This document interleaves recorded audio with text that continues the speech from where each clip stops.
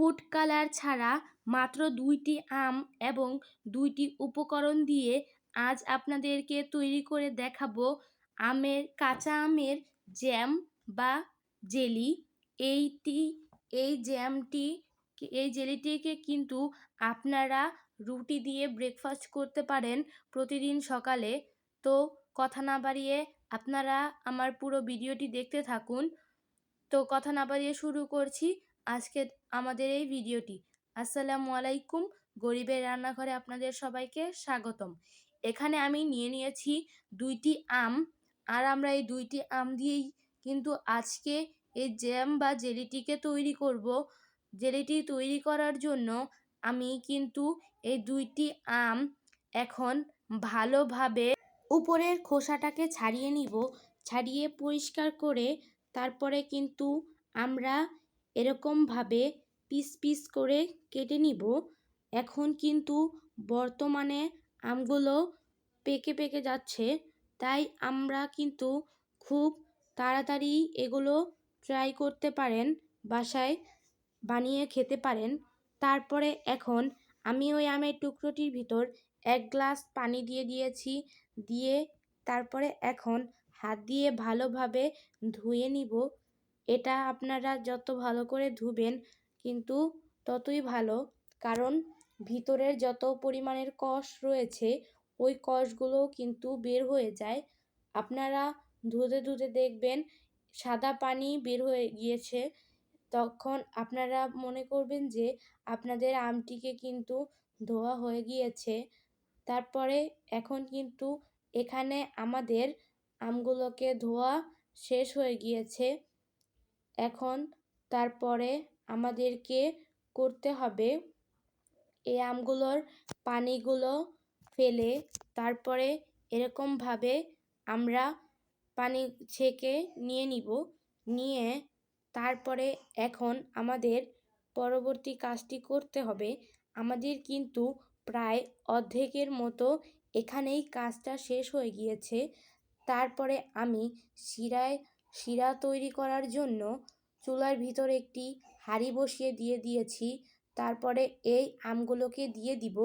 দিয়ে 1 গ্লাস পরিমাণের মতো প্রথমে পানি দিয়ে দিলাম। তারপরে এখন আমি আরও 1 গ্লাস পরিমাণের পানি দিয়ে দিয়েছি, যেন আমটাকে আমরা ভালোভাবে সিদ্ধ করতে পারি।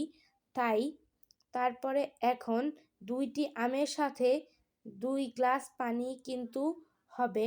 মোট আমরা কিন্তু 2 গ্লাস পানি দিয়েছি।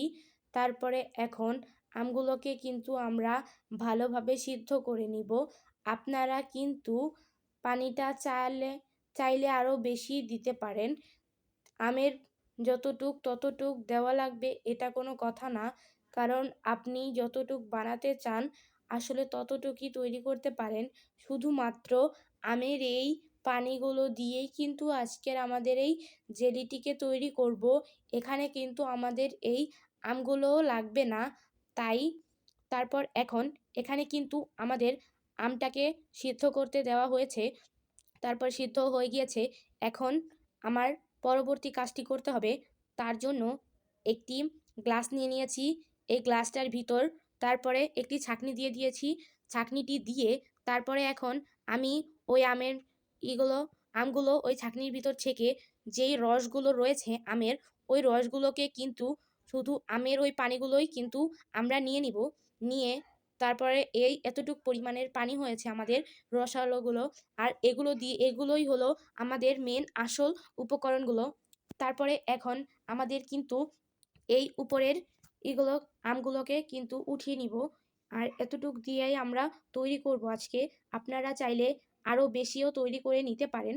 তারপরে এখন আমি ওই গ্লাসের প্রায় 1 গ্লাস পরিমাণের পানি হয়েছে, 1 গ্লাস পানি আমি দিয়ে দিয়েছি। 1 গ্লাসের একটু বেশি হয়েছে। তারপরে 1 গ্লাস ওই পানিটা দেওয়ার পর 2 গ্লাস পানি থেকে আমাদের প্রায় 1 গ্লাস পানি হয়েছে। দিয়ে দেওয়ার পরে আমি চুলার জালটাকে অন করে নিব। আমি কিন্তু ওই হাঁড়িটার ভিতরেই দিয়ে দিয়েছি।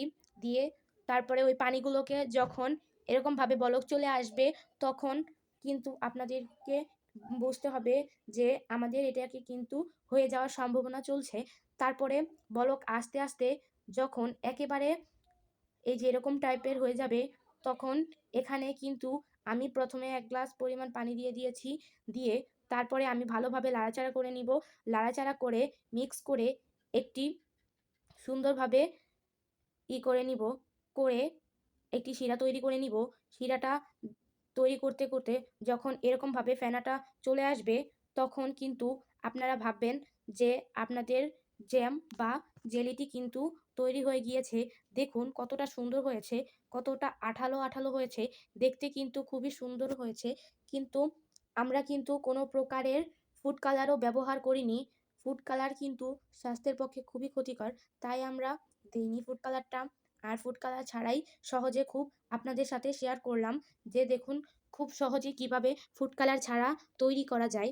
তারপরে এখানে আমাদের জ্যামটাকে কিন্তু তৈরি হয়ে গিয়েছে।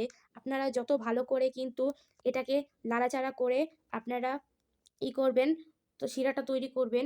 বেশি করে শিরাটা তৈরি করলে এটা কিন্তু নিচ থেকেই এরকম টাইপের একটি হয়ে যায়। তারপরে হয়ে গেলে এখন আমি এটাকে কিন্তু দেখে নিব হাতের সাহায্যে কিরকম হয়েছে, কিরকম টাইপের আঠালো আঠালো হয়েছে। তারপরে দেখা শেষ হয়ে গেলে, তারপরে যখন আপনারা দেখবেন আমাদের মতো এরকম হয়ে গিয়েছে, তাহলে বুঝবেন যে আপনাদের কিন্তু শিরাটাও হয়ে গিয়েছে। এখন তারপরে আমাদের পরবর্তী কাজটি করতে হবে, সেটা হচ্ছে আমি কিন্তু একটি বাটির ভিতর এইগুলোকে কিন্তু ঢেলে নিব। কারণ আপনারা চাইলে কিন্তু এটা যদি বেশি করে তৈরি করেন, তাহলে কিন্তু কাচের কোনো একটা কিছুর ভিতর রাখতে পারেন। আমি অল্প করে তৈরি করেছি, তাই ছোট একটি বাটির ভিতর রেখে নিয়েছি। এখন এই বাটির ভিতর রেখে আমি কিন্তু এটাকে জমতে দিব, যে কতটা সুন্দর হয় পরবর্তীতে আপনাদেরকে দেখাবো। আপনারা কিন্তু এভাবেই রেখে দিতে পারেন, চাইলে কিন্তু ফ্রিজেও রেখে দিতে পারেন। এভাবে রেখে দিলেই কিন্তু বেশি ভালো হয়। দেখুন কতটা সুন্দর হয়েছে আমাদের এই জ্যাম অথবা জেলিটি। আর আপনারা চাইলে কিন্তু পরবর্তীতে আমি আরও একটি রেসিপি নিয়ে আসতে পারি।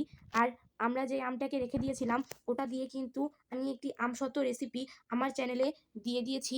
আপনারা কিন্তু দেখে আসতে পারেন একবার। আমাদের এই ভিডিওটি ভালো লাগলে লাইক এবং সাবস্ক্রাইব করে আমাদের পাশে থাকবেন। আল্লাহ হাফেজ সবাইকে। ধন্যবাদ।